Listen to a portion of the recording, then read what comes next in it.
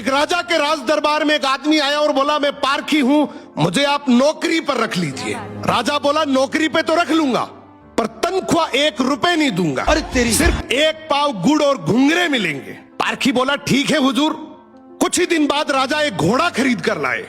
उन्होंने पारखी से पूछा, बताओ इस घोड़े के बारे में क्या कहते हो। पारखी बोला, हुजूर ये घोड़ा है ही नहीं, ये तो गाय है। राजा चौंक गए। उन्होंने घोड़े बेचने वाले को बुलाया। उसने कहा, साहब बात तो सही है तो घोड़ा ही, लेकिन बचपन में ही इसकी मां मर गई थी, इसे गाय का दूध पिलाया गया था, इसलिए इसकी आदतें गाय जैसी है। राजा ने हैरानी से पारखी से पूछा, तुम्हें यह सब कैसे पता चला। पारखी बोला, हुजूर जब ये चल रहा था तो नीचे मुंह झुकाकर घास खा रहा था, घोड़ा हमेशा ऊपर गर्दन उठाकर खाता है, मैंने इसकी आदतों से पहचाना। राजा खुश होकर बोले, आज से तुम्हें आधा किलो गुड़ और आधा किलो घुंघरे मिलेंगे।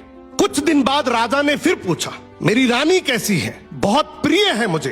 पारखी बोला, हुजूर आपकी रानी खानदानी नहीं है। राजा को विश्वास नहीं हुआ।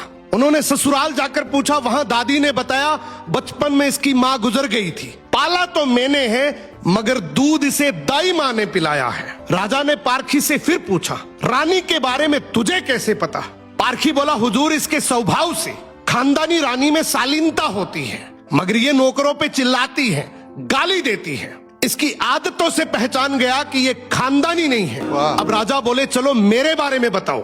पारखी बोला, जान की माफी दे तो बताऊं। राजा बोले, माफी है, सच सच बताओ। पारखी बोला, आप राजवंश के नहीं हैं, आप मुझे भड़बूजे लगते हैं, गुड़ और भंगूरे सेकने वाले। राजा घबरा गए।